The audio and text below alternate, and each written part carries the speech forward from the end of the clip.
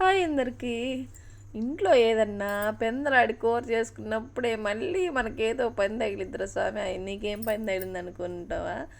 పెందలాడి cabbage కూర చేసి గడ్డి పోయినా, మళ్ళీ సాయంత్రం 7 గంటలకి మా బావ చేపలు తెచ్చి మీ చెయ్యి అని పుణ్యం ఉంటుంది అంటే తెచ్చుకున్న చేపలు ఊరికి వదిలిపెడతాం. ఊరికి ఏం వదిలిపెట్టాం, వాటిని శుభ్రం క్లీన్ చేసి ఉప్పు, కారం, పసుపు, కొంచెం ఇంట్లో దంచుకున్న అల్లం వెల్లిగడ్డ పేస్ట్ వేసి మళ్ళీ కొంచెం కొద్దిగా కొత్తిమీర, ఉల్లిపాయలు, పచ్చిమిరపకాయలు, కొద్దిగా మీడియం సైజు చేపల కూరలో పులుపు ఎక్కువ ఉంటేనే బాగుంటుంది మనకి.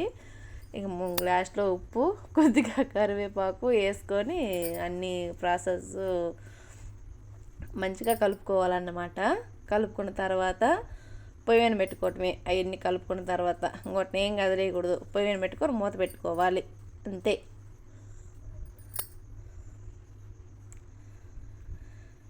మూత పెట్టుకున్న తర్వాత ఇప్పుడు వాటిల్లోకి మసాలా, ధనియాలు, చిన్నులపాయలు, కొబ్బరి, అల్లము, చెక్క మొగ్గ, గసగసాలు, కొద్దిగా మెంతులు వేసుకుంటే చేపలు ఏ కూరలైనా నీసు వాసన అనేది రాదు అన్నమాట. మన ఆరోగ్యానికి కూడా చాలా మంచి మెంతులు తింటే. కానీ ఎవరు తినరబ్బా. అవన్నీ శుభ్రంగా మిక్సీ పట్టుకొని పొడి చేసుకొని పక్కన పెట్టుకోండి.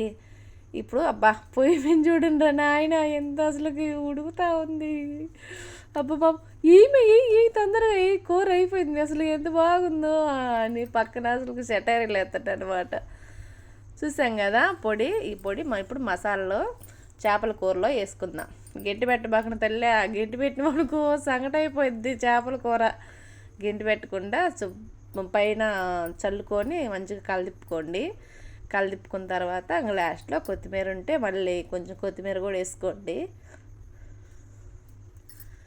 కొత్తిమీర వేసుకున్న తర్వాత ఇంకంతే, వేడి వేడి చేపల కూర రెడీ. అసలు చూడండి రా నాయన, అసలు ముక్క అసలు నోరు ఊరిపోతుంది.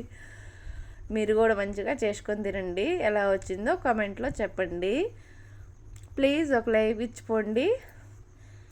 మరి ఉంటా, బాయ్. రేపు ఇంకొక వీడియోతో వస్తా మంచిగా.